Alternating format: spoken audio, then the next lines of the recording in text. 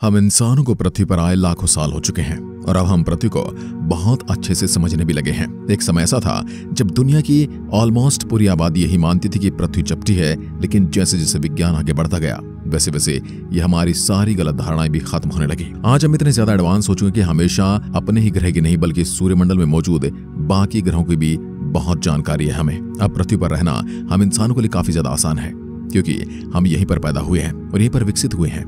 हम पृथ्वी के वातावरण के हिसाब से अपने आप को पूरी तरीके से ढाल चुके हैं। पृथ्वी पर रहना इसलिए भी आसान है क्योंकि यह सूर्य से एक परफेक्ट अमाउंट की दूरी पर मौजूद है।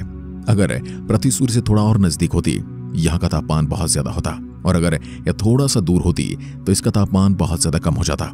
इससे यहाँ पर जीवन का पैदा होना संभव ही नहीं हो पाता। लेकिन क्या होगा अगर हम इंसान पूरे सौरमंडल में मौजूद हर ग्रह पर थोड़ा थोड़ा समय बिताए? ऐसा असलियत में होना तो काफी ज्यादा मुश्किल है, और लेकिन हमारे वीडियो के जरिए आपको यह जरूर पता चल जाएगा कि सूर्यमंडल के हर ग्रह पर जाने के बाद आपके साथ क्या होगा। ये वीडियो बहुत ही ज्यादा इंटरेस्टिंग होने वाली है, इसलिए इसे अंत तक जरूर देखिएगा। आप देख रहे हैं फ्यूचर साइंस यूट्यूब चैनल। ऐसे वीडियोस के लिए चैनल को सब्सक्राइब करें। मरकरी यानी कि बुध ग्रह। शुरुआत करते हैं अपने सूर्यमंडल के सबसे छोटे और पहले ग्रह यानी मरकरी से। यह ग्रह बहुत ही ज्यादा छोटा है और इसका साइज हमारे पृथ्वी के चांद से थोड़ा सा बड़ा है। सूर्य से इतना ज्यादा नजदीक होने की वजह से ही यह पूरे तरीके से बंजर है, जिसकी वजह से आपको इसका यह कलर दिखाई देता है। सूर्य से इतना ज्यादा नजदीक होने के बावजूद यह हमारे सूर्यमंडल का सबसे गर्म ग्रह इसलिए नहीं है क्योंकि इसके पास वायुमंडल नहीं है। वायुमंडल होने से सूर्य से आने वाली हीट ग्रह के अंदर ही कैद हो जाती है, जिससे ग्रह का तापमान बढ़ने लगता है। अगर आप यहाँ पर जाएंगे तो आपको बहुत ही एक्सट्रीम तापमान का सामना करना पड़ेगा। जिस तरह से पृथ्वी का एक दिन 24 घंटे का होता है, वैसे ही मरकरी का एक दिन पृथ्वी के 59 दिन के बराबर होता है। यानी जितने समय में आप पृथ्वी पर 2 महीने बिता लेते हैं, उतने समय मरकरी पर मात्र एक दिन ही बीतेगा। यहाँ पर जाने के बाद आपको बहुत भारी मात्रा में रेडिएशन का सामना करना पड़ेगा, क्योंकि सूर्य से निकलने वाली जितनी भी हार्मफुल रेडिएशन होती है वो डायरेक्टली इस ग्रह के सरफेस पर ही जाकर टकराती है। इस रेडिएशन से आपका डीएनए चेंज हो सकता है और आपको कैंसर होने के चांसेस भी काफी हद तक बढ़ सकते हैं। दिन में इस ग्रह का तापमान 430 डिग्री सेल्सियस तक चला जाता है और रात में तापमान -180 डिग्री सेल्सियस के आसपास रहता है। यानी अगर आप दिन में मरकरी पर जाते हैं तो आप जलकर खत्म हो जाएंगे, और अगर रात में जाते हैं तो ठंड की वजह से आपकी मौत हो जाएगी। इस ग्रह पर ऑक्सीजन नहीं मौजूद है, जिसकी वजह से आपको सांस लेने में काफी ज्यादा दिक्कत होगी। इससे हमें यह पता चला है कि मरकरी ग्रह पर इंसान का रहना एक ऑलमोस्ट इम्पॉसिबल बात है। आइए मिलते हैं अपने सूर्यमंडल के दूसरे ग्रह यानी शुक्र से। वीनस यह हमारे सौरमंडल का दूसरा ग्रह होने के साथ साथ सबसे गर्म ग्रह भी है। इसका तापमान 475 डिग्री सेल्सियस के आसपास रहता है, जो इतना ज्यादा है कि यह आपको तुरंत ही जलाकर मार देगा। लेकिन हम शुक्र ग्रह के तापमान को हटा भी दें तब भी यह ग्रह हम इंसानों के लिए काफी ज्यादा खतरनाक है। यहाँ पर ब्रह्मांड में पाई जाने वाली ऑलमोस्ट हर टॉक्सिक गैस पाई जाती है। अगर आप वीनस के वातावरण में 1 सेकंड भी सांस लेते हैं तो उससे ही आपकी मृत्यु हो जाएगी। जिस तरह से पृथ्वी पर आपका आसमान नीले रंग का दिखाई देता है, वैसे ही वीनस ग्रह पर जाने के बाद आपका आसमान नीला नहीं बल्कि पीला दिखाई देगा। इसका कारण कुछ और नहीं बल्कि वो जहरीली गैसें हैं, जिनके बारे में अभी मैंने आपको बताया। आपको जानकर हैरानी होगी कि शुक्र ग्रह हमारी पृथ्वी से छोटा है, लेकिन फिर भी यहाँ पर हमारी पृथ्वी के मुकाबले 1,54,000 गुना ज्यादा कार्बन मौजूद है। यही कार्बन ग्रह के ओवरऑल तापमान को बढ़ा जाता है, जिससे वीनस का वातावरण और भी ज्यादा खतरनाक होता जा रहा है। जिस तरह से पृथ्वी पर पानी की बारिश होती है, वैसे ही शुक्र ग्रह पर सल्फ्यूरिक एसिड की बारिश होती है। अगर इसकी एक बूंद भी आपकी त्वचा पर पड़ जाए तो वह तुरंत ही गल जाएगी। इस ग्रह को भी अपने रोटेशन कंप्लीट करने में बहुत लंबा समय लगता है। इसका एक दिन हमारी पृथ्वी के 249 दिनों के बराबर होता है, जो बहुत ही ज्यादा लंबा है।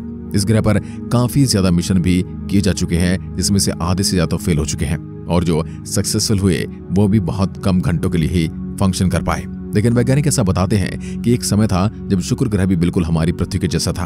यहाँ का तापमान और वातावरण सब कुछ बहुत अच्छा हुआ करता था, लेकिन सूर्यमंडल में होने वाली कुछ घटनाओं की वजह से ये ग्रह इतना ज्यादा खतरनाक बन गया।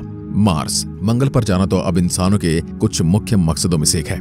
यह ग्रह हमारी पृथ्वी से थोड़ा छोटा है, लेकिन फिर भी वैज्ञानिक ऐसा मानते हैं कि वह इसे हैबिटेबल बना सकते हैं। मंगल ग्रह के पास स्ट्रॉन्ग मैग्नेटिक फील्ड नहीं है, जिसकी वजह से यहाँ पर जाने के बाद आपको सबसे पहले तो सूर्य से आने वाली रेडिएशन का सामना करना पड़ेगा। ये रेडिएशन मरकुरी ग्रह के मुकाबले तो काफी कम होगी, लेकिन फिर भी यह आपको मारने के लिए काफी है। सिर्फ इतना ही नहीं, मंगल ग्रह पर बहुत विशाल ईस्ट स्टॉर्म आते हैं, आपको सैकड़ों किलोमीटर प्रति घंटा की रफ्तार से उड़ाकर ले जाएंगे। अब ये सुनने में भले ही आपको ज्यादा इंटरेस्टिंग लगे, लेकिन याद रखिएगा कि उस तूफान में सिर्फ आप नहीं बल्कि आपके साथ साथ बहुत सारे पत्थर भी उड़ रहे होंगे। अगर उनमें से एक भी आपको हिट करता है तो तुरंत ही आपकी मृत्यु हो जाएगी। मंगल ग्रह का तापमान भी -62 डिग्री सेल्सियस के आसपास रहता है, जो हम इंसानों के लिए काफी ज्यादा ठंडा है। हालांकि मंगल ग्रह के इक्वेटर रीजन में तापमान 20 डिग्री सेल्सियस के आसपास रहता है, जो हम इंसानों के लिए काफी ज्यादा सही है। मंगल ग्रह के वायुमंडल में 96% कार्बन डाइऑक्साइड मौजूद है, जो हम इंसानों का खात्मा करने के लिए काफी है। इसलिए यहाँ पर भी आपका सांस लेना घातक साबित हो सकता है। इन सब चीजों को सुनने के बाद यह जरूर पता चलता है कि भले ही हम मंगल ग्रह पर जाने की पूरी तैयारी कर रहे हैं, लेकिन फिर भी हम इंसानों को बहुत लंबा रास्ता तय करना है। जुपिटर को हमारे सूर्यमंडल का सबसे खतरनाक प्लेनेट माना जाता है। ऐसा क्यों है, यह आपको कुछ ही सेकंड में पता लग जाएगा। यहाँ का तापमान -140 डिग्री सेल्सियस के आसपास रहता है। अगर आप इस ग्रह पर जाते हैं तो आप हमेशा हवा में ही उठे रहेंगे, क्योंकि इस ग्रह पर जमीन ही नहीं है। जी हाँ, आपने सही सुना, बृहस्पति ग्रह पर ठोस सतह ही नहीं है। यह पूरा ग्रह मात्र बादलों से बना है। यही कारण है कि इसके अंदर हम एक बहुत ही विशाल तूफान देखने को मिलते हैं, जिनमें से एक बहुत ही फेमस तूफान है जुपिटर का रेड स्पॉट। यह तूफान पिछले 350 सालों से चल रहा है और यह है किसमें 3 पृथ्वियां समा सकती हैं। अगर आप जुपिटर के वातावरण में पहुंच जाते हैं तो सिर्फ हवा के प्रेशर से ही आपकी हड्डियां टूट सकती हैं। सिर्फ इतना ही नहीं, बृहस्पति के अंदर लगातार बिजलियां गिरती रहती हैं, जिनमें से अगर एक भी आपके ऊपर आ जाती है तो आप वहां पर जलकर खत्म हो जाएंगे। इस बिजली का तापमान 6000 डिग्री सेल्सियस तक होता है और आपको प्लाज्मा में कन्वर्ट करने के लिए काफी है। अगर आप इससे ही बच जाते हैं तो जुपिटर का एटमॉस्फेरिक प्रेशर आपको किसी भी तरीके से नहीं बचने देगा।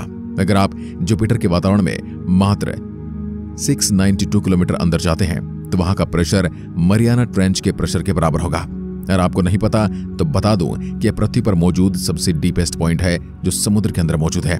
इसकी गहराई करीब 11 किलोमीटर नीचे है। इस प्रेशर को झेलना आपके लिए नामुमकिन हो जाएगा और आपकी तुरंत ही मृत्यु हो जाएगी।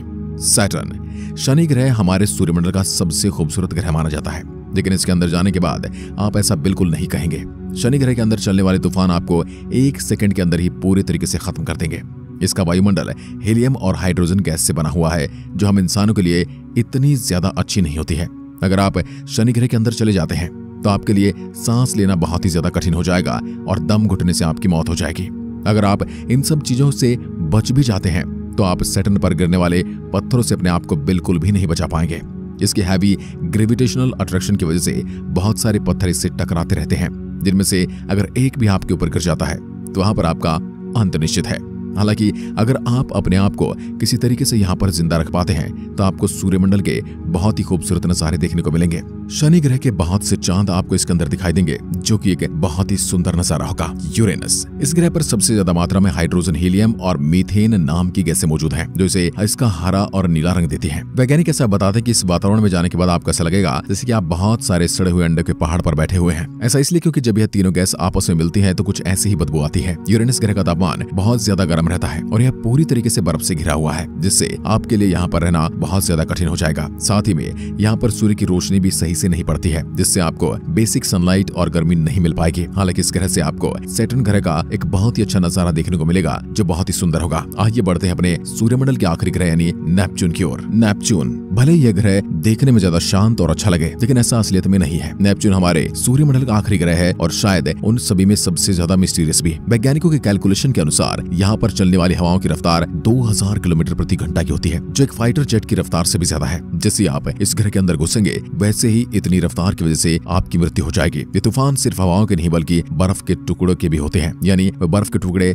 आपके शरीर से 2000 किलोमीटर प्रति घंटा की रफ्तार से टकराएंगे। इतना ज्यादा मोमेंट होने की वजह से आपके शरीर में छेद होने लगेंगे और इससे ही आपकी मृत्यु हो जाएगी। यहाँ पर भी सांस लेना आपके लिए ऑलमोस्ट नामुमकिन होगा और सूर्य की रोशनी भी जहाँ पर नाम मात्र ही पहुंचती है, यहाँ से पृथ्वी पर वापस जाना भी आपके लिए काफी ज्यादा कठिन हो जाएगा, क्योंकि इन दोनों के बीच की दूरी अरबों किलोमीटर है। इस वीडियो को देखने के बाद आपको यह तो पता चल गया होगा कि हमारी पृथ्वी के अलावा सूर्यमंडल में अभी तक कोई भी ऐसी जगह नहीं है जहाँ पर हम इंसान सुरक्षित रूप से लंबे समय के लिए जीवित रह पाए। अगर आपको सूर्यमंडल के इन सभी ग्रहों में से किसी एक को पृथ्वी जैसा बनाना है तो आप किसे बनाना चाहेंगे, हमें नीचे कमेंट में जरूर बताएं। आज की वीडियो में बस इतना ही। जय हिंद, जय भारत, धन्यवाद।